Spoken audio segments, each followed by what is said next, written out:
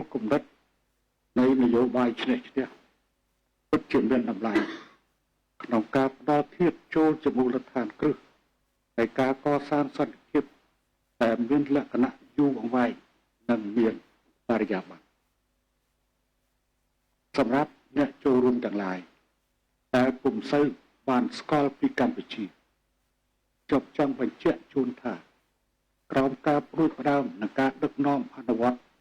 របស់ខ្ញុំនយោបាយឆ្នេះឆ្នេះបានសម្រេចនៅសន្តិភាពពេញលេញនិងឯកភាពទឹកដីនៅក្នុងឆ្នាំ